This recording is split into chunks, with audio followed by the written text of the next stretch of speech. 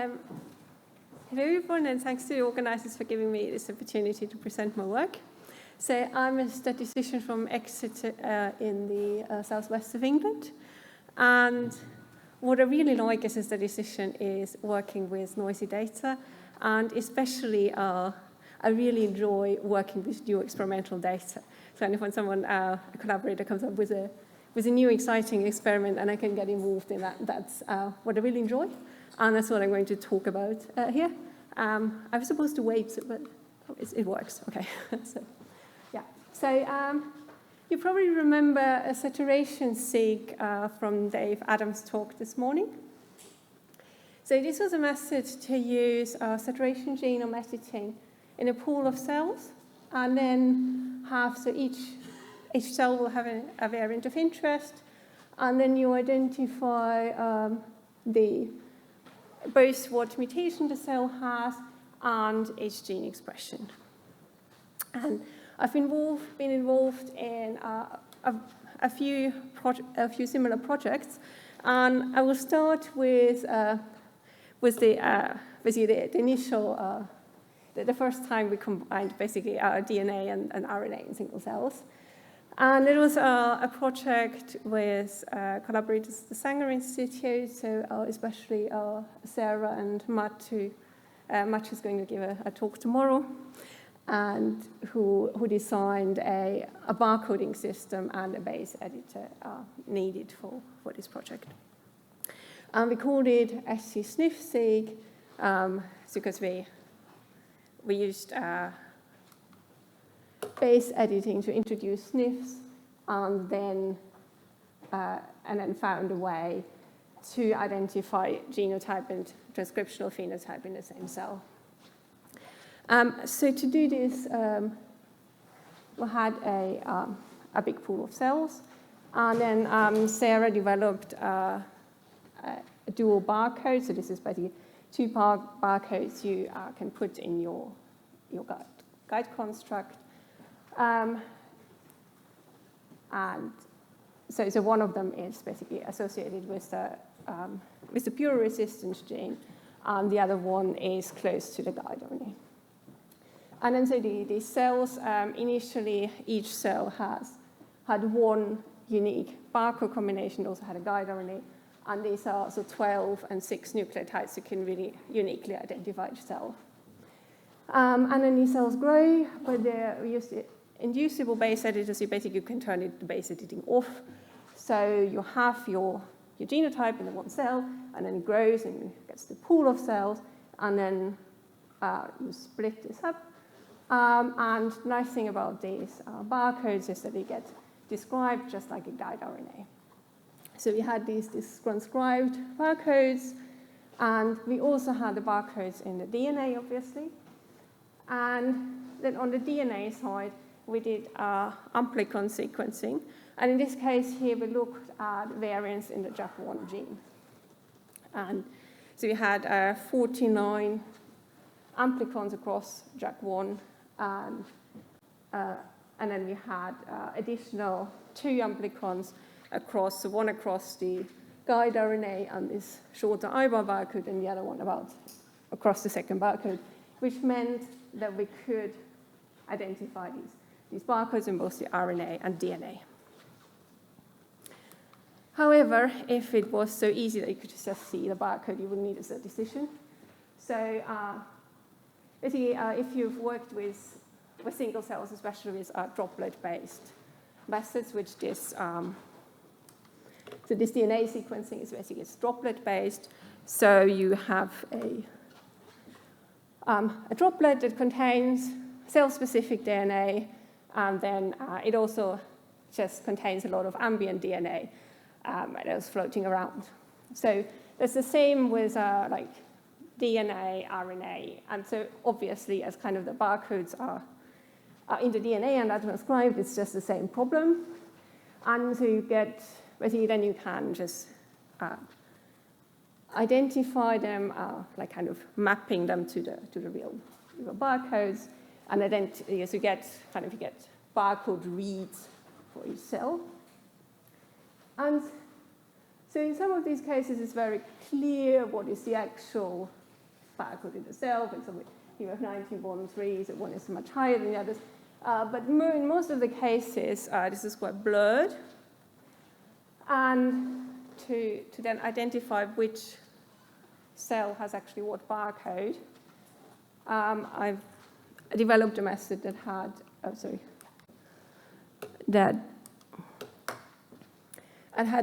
three clusters, and I used so-called skew distribution. So you see, this is not like a nice Gaussian, not like this, but it has quite a large skew for each of these bins. And interestingly, you need 2 of these for the DNA and 3 for the RNA. And the assumption is that probably there's this extra peak with the RNA because the barcodes might have been integrated in an area of DNA that's less or more active. And then with this, you can get probabilities for a cell barcode combination to be in one of these bins. And to make this more robust, we use only those that have a high probability of being in the bins on the right, and no other barcode having a probability of larger than 10% of being in the bins on the right. And we found that that's, we also use this for guide RNAs, and we found that this works much better than being less stringent, having more cells, but then also having more noise. And so this allowed us to identify all these different barcodes here in the cells. And then, so we used HT29 cells because we had previous experimental data on a large survival screen and a fact-based screen, and it just seemed like a great data to use. However, from the analysis side, it's triploid. So to actually call your genotype in single cells was quite difficult. And so we found we needed to basically find a consistent genotype. So we used a group of at least 3 cells, and we found that we needed consistency across at least 2, because what sometimes can happen in your third cell is that one amplicon didn't have a read. So in that case, we allow that, as it would be very unlikely that you have the 2 cells with the same barcode and the same genotype. And to tell whether a mutation is heterogeneous or heterozygous or homozygous, we also checked whether there's consistency across these groups. And so this is really important, because otherwise we found if we just use a standard variance call that is actually in the pipeline supplied with the machine, then it looks like there's a huge number of mutations on one allele, which is just not true. So it has an average of 4 mutations, whereas in fact there are hardly any on just one allele. And so, as I said before, the other purpose of the barcodes was to link the transcriptome and the genotype. And so here you see a so-called UMAP. So you've already seen that in Dave Adams' talk this morning. So a UMAP is like a 2-dimensional representation for visualization purposes. And so what it does mathematically, it optimizes your huge dimensional transcriptome assay to 2 dimensions, which obviously it needs to make compromises. And what it does is it optimizes for things that are close together in the high-dimensional space to be close together in low-dimensional space. And so you see things that are close together are still close together, but on the whole, it's a bit distorted. But we can use this to see that, to illustrate that stop codons are mostly in a loss-of-function cluster, the same affecting splice variants. And missense can either be pathogenic or benign. Then instead of looking at each cell, we could look at each barcode group.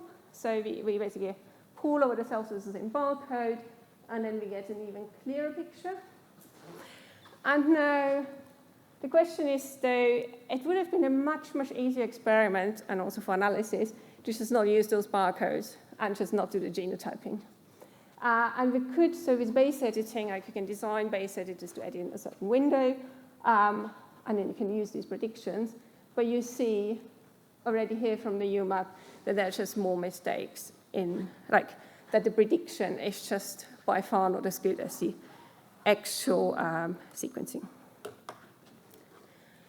So now for each of these genotypes, so they are basically either in a loss of function cluster or in a cluster that doesn't have a loss of function impact on JAK1 in this case. And then we have differential expression for like markers we would expect, like STAT1. And we found that basically because it's always either a loss of function phenotype of JAK1 or not, that these effects are very correlated. So you have here these barcode groups or variants with a correlated effect. And then the others that are not correlated, which are mostly wild type, some in the promoter regions, and missense variants that are simply not correlated because they do not have a large effect. So all those that have a large effect are quite correlated. So in this case, we thought then can we from the transcriptome get a score of basically a one-dimensional score of how pathogenic or benign our variant is. So we would like kind of the wild type and synonymous on one side and the most pathogenic ones on the other side. And we did that using so-called diffusion maps. So it's again a low-dimensional representation, but it's one that is better for giving you kind of the range from A to B, rather than like a UMAP kind of scattering it around. And we used this diffusion score based on all genes that for any of the variants we tested had differential expression compared to wild type. And then basically from that used as the first component along the x-axis. And we found that this really very clearly separates the wild type and synonymous from the highly pathogenic variants. Whereas the missense variants are all over the place. So like most of them are at either end, and then you see some are a bit in the middle. And I'll talk about these in a bit more detail later. So what this score also allows us, because it's only transcriptome based, is actually figure out is our pipeline working correctly. And so we had wild types, and we had variants where we know it's a stop code and it affects splicing. And so we kind of have these true positives and we have these true negatives. And we found that the precision is 96% and the recall as well. So the method is really pretty accurate. And when we compare that to predicting, the precision would be 78% and the recall 88%. And so another illustration of why we would really want to know the exact edit is because, for example, whether an edit is heterozygous or homozygous just makes a difference between fully benign and fully pathogenic here. Or here you see there's a difference of just one base from ending in 24 to 25 in the edit, in the homozygous edit. And again, you have the pathogenic and the benign variant. And this score also allowed us to identify some very interesting variants. So here on the right-hand side, you see all the barcode groups that have missense variants. And so some of them are just like benign. So you see all the, so this is the score across all cells. So basically you see the range of the cells. And some of them are just all the cells look like they're benign, and all the cells look like pathogenic. And then you see those are put in a frame that are like really all over the place. And interestingly, these we looked at these and then found out that actually we had previous data on proliferation assay in the fact-based assay, and that these are variants that are that have a very strong proliferation effect and a smaller effect on the JAK1 on the impact on the JAK1 pathway. Okay, so so that was SC-SNF-seq. And I'd also like to briefly talk about some other projects, including saturation-seq that Dave Adams talked about this morning. And here I'd like to point out Andrew, who did a lot of the experimental work and the interpretation. And so computationally, it was similar to analyze.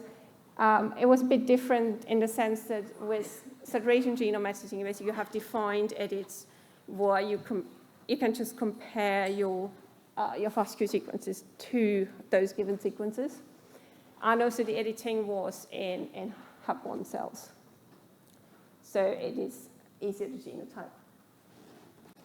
And again, and here we looked at a range of different types of edits.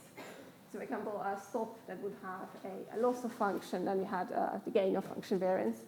And here we then focused on missense variance, where again on a one-dimensional score, you see that the big group of those that are fairly benign, and then this extra peak of the pathogenic ones.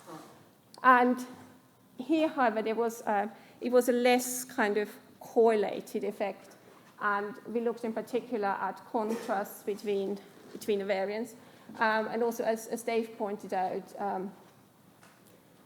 for example, for D29, we found that different amino acid changes actually had slightly different effects on the transcriptome, and we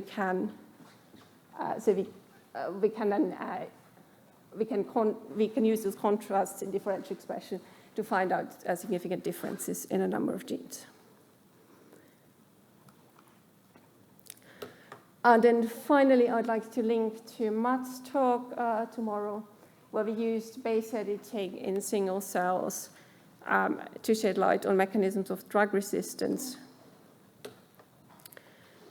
And here, so we looked at different variant classes, and so you find, so there's a specific variant class that Matt will talk more about that leads to drug addiction. So it's not usually, it's not usually a driver, but then if you add the drug, it actually grows more. And you have, so we looked at pathway scores for that. And again, we had these correlated effects, and a one-dimensional representation showed a very strong correlation with negative survival outcome in patients. And then finally, I'd like to point out that we are currently working on a hopefully improved pipeline for looking at heterozygous edits, and so we're looking at HDR outcomes again and knockouts, and looking at how this, basically how we can use this to understand DNA repair better. And so we have a pipeline now to call these edits. We are testing it using barcodes, and so there will hopefully be a pipeline available soon if you're interested in using this. And yeah, so I've deliberately left out the nitty-gritty maths. So if you're interested in those aspects, I'm more than happy to talk about it in the break. And I'd like to thank all the great people who did experiments, interpreted data, or also help with design of experiments. Especially Sarah, Andrew Bassett, Andrew Waters, and Matt Coelho. So I also have a poster, and I have a postdoc position available in my group if anyone's interested. Thank you.